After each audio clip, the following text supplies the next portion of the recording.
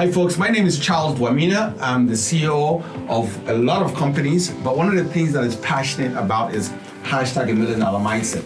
And I'm here today with Mr. Kubei, Arnold, a very good friend of mine, who happens to be one of the individuals who want to portray and have you guys follow to understand what he does as an individual. So thank you for having us in your office here today. You're welcome. We're very excited to be part of your mission.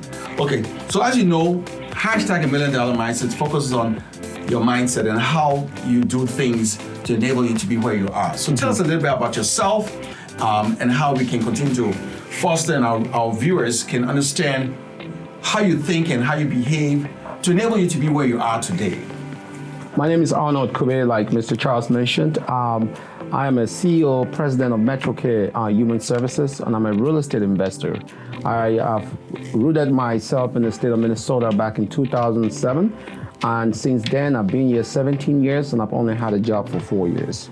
The mindset we're talking about related to $1 million, we're talking about people being disciplined and people actually knowing what they want for themselves. I was never born with millions of dollars. My father was a cocoa farmer back in Cameroon, and I worked in the farms for so many years, and that's how I funded my own education alongside with my brother's education. But after arriving to the United States, I used the same strategies used by my father to establish myself with the opportunities which were presented to me by this country. With that said, I have failed so many times, and I think I've had the opportunity to rise up.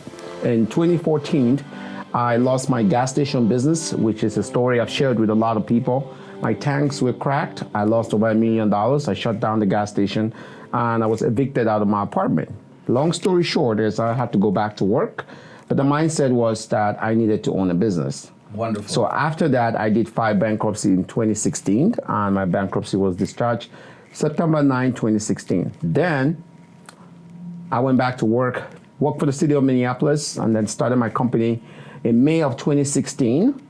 And this is where we are. So I am actually running a company with 60 employees with the highest paid employee of 130,000. Wonderful. But let's go back a little bit. I know one of the things that I've grown up to know and what has made me who I am and why I'm passionate about trying to get the information that we're gathering here to other people is that I had a book that I read when I was 13 years old, a book called Think and Grow Rich by Napoleon Hill. Yes. One of the things that they mention in the book, they say, thoughts are things. Okay, it says, so truly thoughts are things and powerful things are that.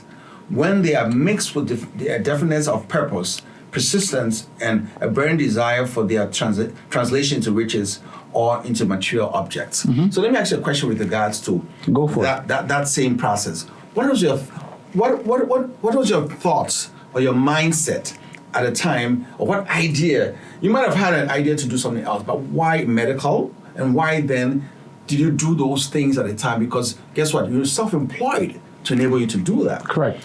So there might have been a gem in your mind, a thought that enabled you to pursue, no, I can make it. So give me, how do you begin? How did that process begin for those who are listening or watching right now? I think for the viewers, I think one thing people need to know about a successful 1% in the United States, not just Arnold speaking, is disciplined. You have to be very disciplined in anything you do. And it starts from making up your bed in the morning to brushing your teeth and getting in the car and doing the right thing. But what I wanted for myself was financial freedom. Financial freedom is something you cannot achieve on a W-2. It's something you have to do.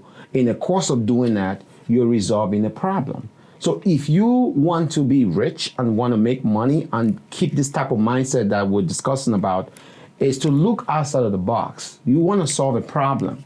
The thing people do is they follow everybody doing the same thing. Yeah. Then in the end, what happens is everybody's doing the same thing and there's the same results.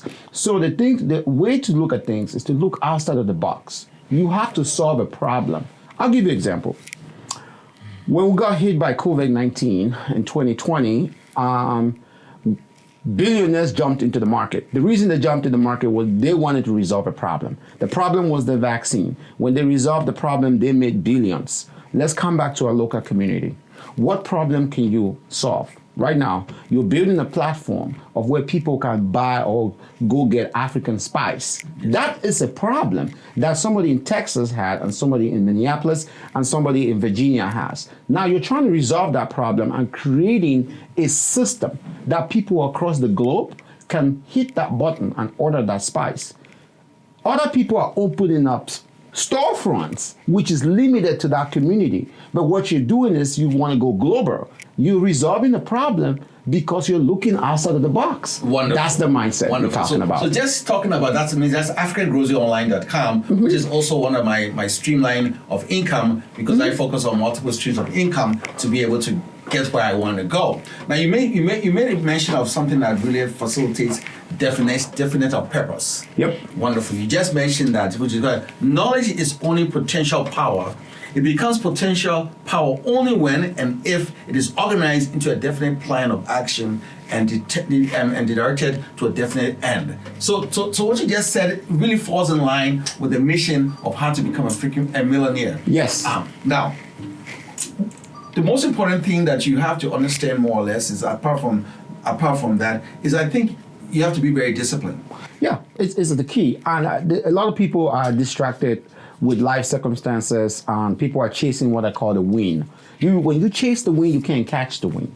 Okay, you have to figure out one thing you're good at, and people say, oh, when a guy gets on stage and say, figure out one thing you're good at, is because he's made it. No, it's not because I've made it. It's because I figure out that I can do something consistently and failed and continue doing it until I get to where I need to go. The thing is, when people have a little roadblock, they quit. They don't understand that to be a top 1%, it's full of roadblocks. You're basically putting fires out every single day. So you have to build yourself and have a thick skin to be able to understand that success is not written on the faces of people who are walking through the door, but success is consistency and how you can manage people and how you can get ahead. It will never come easy. If you want something easy, go work at McDonald's. Exactly. It's easy. Wonderful. Persistence. So you see, I'm not even asking these questions, and you're just kind of going with the flow here. Because, I mean, just imagine this card talks about percent. Here, Napoleon Hill indicates that wishing will not bring riches, but desiring riches with a state of mind that becomes an obsession, that planning definite ways and means to acquire riches, and backing those plans with persistence, which does not recognize failure, will bring riches. Yes. See what I'm saying? So in essence, what you're saying more or less is, for example, your gas station. Yeah. That you talked about. It was a failure. Big but time. You did not give up. You got up your shoes and put yourself, and you started moving on to create the empire that you have. Yeah. Now the question is, I always say to my friends that it's not the $1 million that you have that makes a difference, but I believe that having $1 million gives you a peace of mind. Gives you a peace of mind that at least you can pay your bills. Yeah. But there are a whole lot of stuff that come after receiving that kind of money, because guess what happens? You got lawsuits, you got legal people coming after you, you got all that stuff. So you need to keep it. So how do you protect yourself when you be getting that environment as a millionaire? One thing I just want to share some light on what you've said is that when we call, or when I say mindset and I refer to $1 million, people are looking at this like you have to have $1 million. Exactly. That's not the point. The fact of the matter is, what I'm trying to describe in this conversation is that if you make $250,000 a year and you're able to pay your bills and you still have money sitting as kitchen for you, that is $1 million mindset as well. $1 million is not $1 million generated in a bank. $1 million is how comfortable and you can live within your own means, pay your own health insurance, have a car that's paid off. Your home does not need to be paid off, but you're comfortable within your own self. You're not depending on other people, because we're not trying to criticize people having jobs. We're not. We're saying that the mindset that you have is going to help you get to where you need to go. When it comes to me, well, the things I've done is I've done what's called an overreach. I always go above and beyond to get to where I need to go. You know why? Because every day you have competitors. There are people who are looking forward to kill you. There are people who are looking to stab you. So I call my entrepreneurship and journey as a fight every single day. And you're asking me the question is, okay, you have all this stuff going on. You probably got $1 million. I have more than $1 million worth of assets, okay? But what is keeping me going every day is waking up and looking at the people who depend on me to continue to keep that wealth going forward. If you have enough money to pay your bills, you have enough money to take care of your family, you have enough money to do everything you need to do for yourself, anything after that is power. It's power. It's power. So now I feel like I have power, but I have the power, I want to use my power to impact people in a positive way. That, hey, let's go. Come on. There's something on the other side of the door that you all are not seeing. I'm seeing it. I see the vision. Come with me. Let's go. Is that something you really want to do? How do you want to do it? Let me give you that mindset. Let me consult. Let me be your coach. Let me give you the pointers. Because you know what? People need coaches. Even LeBron James has a coach. Exactly. Everybody has a coach. The former president, Barack Obama, had somebody who was coaching him, like advisor. Yeah. So we all need somebody to advise us. So don't get stuck in a closet. Don't sit in your corner. Don't think that your 9-to-5 job is the end all be all. You need to hang around people like this, and people who are successful, and people who have a mindset of getting forward in life. Wonderful. So I just love that. Okay, Mr. Kubei, I mean, I really admire you, and even though at the end of the day, you know, we consider you a big brother in the entrepreneurial space, you know what I'm saying? And we all are championing the cause as brothers from the continent of Africa. Now, one of the things I think some people sometimes might focus on the fact that, back home, growing up back home and looking at your brothers, looking at your father and your grandfather and stuff, and how they became wealthy. Most of they count their riches in goats and cows and and stuff like that. Farm. In the United States, here, people look at wealth in real estate and assets in foreign investments in the stock market, and actually having your money work for you. Yes. To that extent where you don't necessarily have to work for money, because the money just basically duplicates. The money goes out there and born more babies and bring more babies to the house. It takes time to get to that level of income generation. Yep. Now, in relating that to the African context and the mindset of the African when it comes to Nigeria, for example, most Africans don't believe in insurance, life insurance. They don't believe in that. That's a mistake. And that is a huge success process of wealth. Most of the Caucasian folks here believe in life insurance, and they use that to build generational wealth. Correct. How do you position yourself, and how do you relate with that kind of mindset, apart from just what you have? Do you recommend, and what do you recommend for people thinking to grow wealth in that space? Number one thing I'd like to say is that I know people working, having jobs, they invest their money in 401ks. It's good. It's good to do those things. Those systems are helpful. One thing I want to encourage a lot of my folks or my audience who always follow or watch me, it's that you should always have a life insurance, and you should buy a policy not less than $250,000 to $500,000 to $1 million. It doesn't matter. We don't need $1 million to bury you. We just need that $1 million so you can hand that money over to your kids in the event something happens to you. If you have an organization, a business as big as my operations, I think you need to have a higher policy. The good news about it is you can have a term or you can have whole life. The term policies are not generating cash advantage to you, but the whole life policies are. So I encourage a lot of people to buy insurance. You can buy a $50,000 policy, you can buy a $100,000 policy, but here's the catch. The catch is you can use your policy as a consignment to real estate funding. Did you know that? So I can basically come to you and I say, listen, this property is $2 million. You need 20% down, right? Okay, you don't have 20%. You probably had 10%.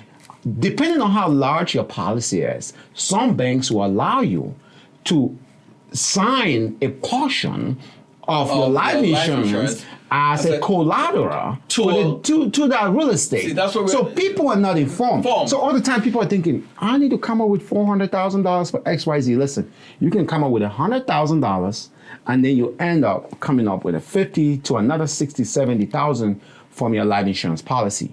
That policy it's there. It probably hasn't matured up to $80,000. Exactly. However, the bank has it as a collateral. In the event you pass, they have their money. They can collect their money, and we're good. What happened? You have the real estate. You can run a business in the real estate.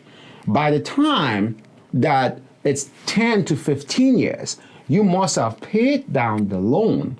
And that portion of your life insurance will not matter anymore because there's equity in the property and you have a joint venture with the banks. People don't know how this shit works. People don't understand how it works. So life insurance is key because banks themselves invest in life insurance policies. Can you imagine, gentlemen, ladies and gentlemen, I mean, this is a beautiful information. We're going to be having more conversations with Mr. Kubei regarding it. Now, this is another book I always like to recommend. It's an easy read. It's by Tupac Shakur. They talk about 7 spiritual laws of success. Success, as I said to myself and I said to most of my friends, it's a process where it's one where you have to be determined and it's intentional. Yes. It's intentional. It's not a process where you can waver, but you have to be disciplined enough to understand that there has to be a process. Yes. Now one thing I do know, you have to have a quiet home. You know, I always tell my wife when I go home, I don't want too much noise. Because when I come home, I need to be able to sleep, think, and wake up. So how do you deal with the demands of family and all that and still try to have a sane mind in relationship to hashtag $1 million mindset? I think I want to call myself blessed within that conversation because I think my family has come a long way to see my struggles and sometimes really understand and gives me the space. The number one part of my person in my success is my wife. She supports in her own ways. And when there are difficult days and stuff, us as men do not really expose our difficulties as they happen. So what we do is try to get a grip of it, trying to make sure that we're comfortable, then go back and explain to our spouse that this is what's going on. The thing is, it's not a bad thing about women, but sometimes they get paranoid about the situation and that creates more anxiety for you as the leader and running that type of operations. So what I do is I actually come home sometimes, I try to put that smile in the face, but I know for a fact that when I get in the bedroom, we have to have this conversation. So I table those conversations. She might not know enough to be dangerous about the topic, but she'll say, I think you should slow down, or I think you should talk to your attorney, or I think you should talk to your accountant. And if it's an employee problem, he's like, that employee gotta go. So she gets involved. She get involved in an emotional and aspect of like, listen, do not let your emotion overcrowd this decision. You are the boss and you're in charge. No one is going to do anything. Go ahead and do what you're supposed to do. That helps me. When I come back into my office and I'm in a closed door, I look at all the requirements, what I need to do to get rid of a person, talk to my attorney. He's like, yep. Legally, you're fine. No problem. Don't let your emotion overcrowd you. Let the folks go. Wonderful. And that's how I get daily support from home and from work. You understand what I mean? So it's not all about me. It's not all about the successful. It's not. It's a revolving door around the family. So for those people, and people are not gonna like this, who do not listen to their partner, you're really setting up yourself for failure. I'm clear about this. All partners are never the same. That's why they come from one different family and another family. What you need to do is to come to a compromise. And that's what a lot of us fail to do. We don't want to come to a compromise. We want to be in charge. We want to be in control. There's good control and there's bad control. I don't like to limit people in my family, my spouse, people who are important to me to do the things that they choose and want to do, which is going to make them happy. Sometimes my opinions about them is different from what the person in place is trying to do. But let me tell you, I've gotten the most peace of mind when I stop giving people my opinions and thinking that my opinion is better for their life. Instead, I've let people deliberate on the things they want to do, and I'm going to identify the risk in what they're trying to do, and then tell them, these are the risks, but if you insist, do it your way. Wonderful. And that's I'm peaceful. And that's so beautiful. I'm peaceful with that. Exactly. So I'm letting you do what you need to do. Exactly. But some people refer to me like Mr. Kubei, the man who saw tomorrow. You know why? Because the risk that I identified in some situation turned out to be true because they went out and tried. 6 months, 2 years later, they failed. And they came back to me and said, you were right. So what happened? Credibility. Exactly. They come back to me all the time. And I don't know it all, but I just know enough to be dangerous. But the good thing about it is we're happy that you're going to be in the journey with us for all our followers and our members who are following hashtag $1 million mindset. Mr. Kubei is going to be a constant face in this whole process. But one of the things that I would like to say before we get to another conversation or we end our conversation is after reading so many books about motivational and helping power, I know that they say that if you have a partner and you and your partner are not on the same wavelength in terms of your decision process, it's kind of wise and very important that your partner participates in your idea. Your wife cannot be thinking about building schools somewhere in Africa or building houses, and you are thinking about doing something else. You guys have to have a combined attitude because that can either create problems in the relationship. But how do you relate with that in terms of decision-making processes and both of the couples having the same mindset? I can offer my opinion on this, but it really depends on who you are and what you're trying to get accomplished. What is really important, marriage is a contract. Let's be clear, it is a contract. And when you go in the real world to write out a contract, you want to write out a contract that benefits you and benefits me. You understand what I mean? So in the course of doing that, we have to agree to disagree and identify point-to-point areas of settlement in our marriage. The areas of settlement will be, you're going to do what you want to do back home because you believe so much in that.